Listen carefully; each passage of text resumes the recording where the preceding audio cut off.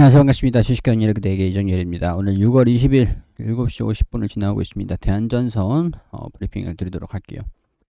자, 시장에 대한 부분들을 오늘 영상에서는 빠질 수 없게 설명을 좀 드려야 될 것 같습니다. 시장이 하락하고 있습니다. 하락하고 있어요. 근데 다행히 대한전선 같은 경우에서는 그렇게 큰 폭으로 우리가 좀 감당할 수 있는 수준으로 조정을 받았어요. 조정을. 다른 종목들 같은 경우에서는 낙폭을 굉장히 심하게 확대를 하고 있다는 거예요. 대한전선은 일단 낙폭을 보여주긴 했는데 이미 올라올 만큼 올라온 다음에 수정을 받았잖아요. 우리가 여기서 2200원대 평균 단가를 가지고 있다라고 해도 이제 이 정도면 이 정도 수정으로 마무리가만 된다고 하면은 버틸 수 있는 수준들이었습니다.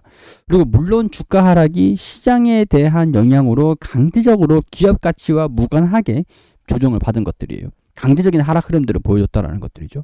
그러니까 제가 이전에도 2,000원대, 2,100원이었나요? 2,000원, 2,000원, 2,100원, 2,000원, 2,100원. 이 부분 기준으로 평균 단가가 위에 있으신 분들, 평균 단가가 아래에 있으신 분들 대응 방법을 다르게 가야 된다. 이렇게 말씀을 드리긴 했었거든요.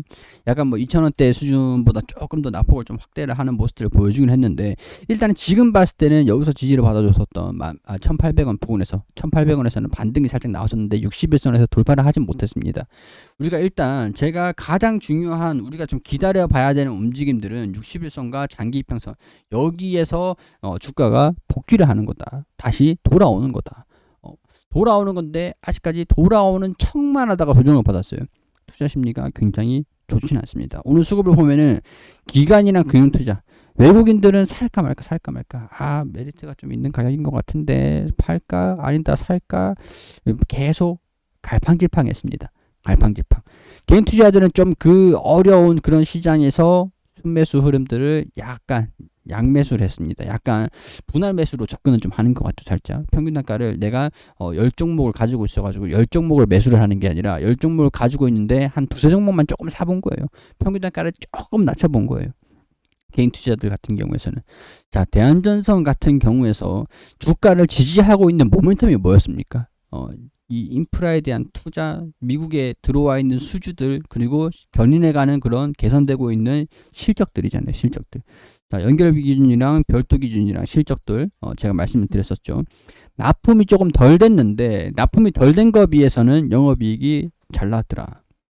연결이나 별도나 좀 다른데 다르지만 일단은 납품이 덜 됐는데 연결적으로는 잘 나왔더라. 그리고 사우디 캐파 유럽 쪽의 해저 케이블 그리고 초고압 케이블 그런 쪽으로 원전이라든가 해상풍력이라든가 그런 쪽으로의 수주들을 받기 위해서 수혜를 시장이 성장하는 것들을 수혜를 받기 위해서 공장을 사우디랑 같이 합작법인을 세우고 있다. 생산법인을 이게 중요하다라고 했죠.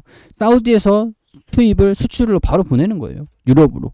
사우디에서 미국에서 유럽으로 수출을 보내는 것들 대신 이제 유럽에 미국에는 생산 거점이 없어요. 생산 거점을 검토를 한다. 그런 얘기들이 지금 나와준다라고 하면은 저는 주가에 긍정적이라고 봅니다. 왜냐하면 수주는 어차피 많아요. 물론 이제 경기가 악화가 되면서 수주가 안 좋아질 거다라는 전망이 나와주면은 수익성이 안 좋아질 거야. 수주가 이제 안 들어올 거야. 힘들 거야. 이런 얘기 나와주면은 분명히 안 좋다라고 말씀을 드렸을 거예요. 근데 얘네들이 주요 납품하고 있는 대상이 전력회사들이라는 거예요. 전력회사 지금 러시아랑 우크라이나랑 전쟁을 하면서 러시아에서 계속 유럽 쪽으로 가스 끊고 원유 끊고 그러다 보니까 전력난이 오죠. 이제 또 겨울입니다. 겨울이에요. 그렇기 때문에 전력난이 굉장히 심화가 되겠죠. 그러면은 그때서야 발등에 불 떨어지면서 투자를 확대를 시키고 내년부터는 해상 케이블, 해저 케이블, 그 해상 풍력 이런 것들의 매출이 확대가 될 거예요. 투자가 본격적으로 이제 건설이 진행이 된다는 거, 투자가 진행이 된다는 거예요. 국가적인 차원에서 금액이 어마어마하겠죠. 근데 이거를 업계들이 LS 같은 경우에서도 그렇고 LS 오늘 리포트가 좀 있었는데 이거를 좀 말씀을 한번 보여드릴게요. LS가 대한전선이 1위면 좋겠지만 LS가 1위입니다. 시장 점유율을 치면은 자 LX전선 LS 전력 인프라 투자 확대 수혜 LS가 하면은 대한전선도 똑같다는 얘기예요. 전력 인프라 신재생 부분 수주 잔고를 기반으로 한 매출 상승 케이블 같은 케이블 산업이거든요.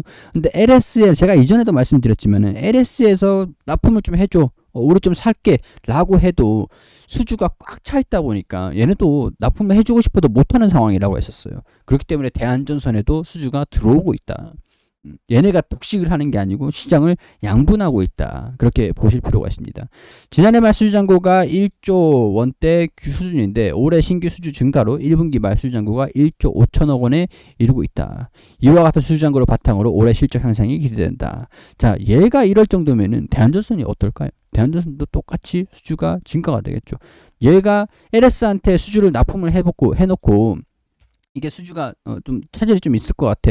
그럼 이제 다른 기업들, 다른 전선 기업들의 이게 수주가 계속 이어지거든요.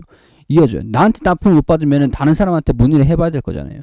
시장이 성장을 한다. 수주 잔고가 이렇게 늘어난다. 그럼 얘만 올라갔을까? 대한전선도 같이 올라간다는 거죠.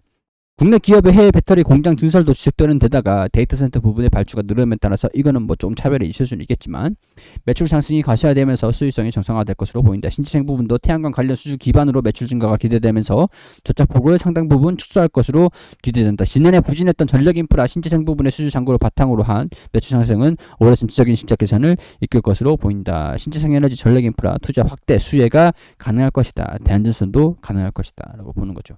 해저 케이블 해저케이블 수주 증가로 향후 성장 모멘텀을 강화될 것이다. 유럽, 중동, 아시아 국가들을 중심으로 신재생에너지를 확대함에 따라서 해상풍력 단지 건설이 늘어나면서 저는 해상풍력 단지 건설이 본격적으로 확대가 되는 건 내년이라고 봐요. 내년. 그러면은 이게 해저케이블 납품을 하는 게 내년. 이 과정에서 이 풍력 발전소 등에서 생산한 전기를 육지로 보내야 되는데 발전소든 변전소든 뭐 보내야 될 거 아닙니까? 이 과정에서 해저케이블이 필수이기 때문이다. LS전선이 유일하다. 초고압 케이블을 생산하는 회사는 LS전선이 뭐 유일하다. 대한전선도 초고압 케이블을 생산하고 있습니다. 자, 대신에 이제 점유율이 조금 낮을 수가 있겠죠.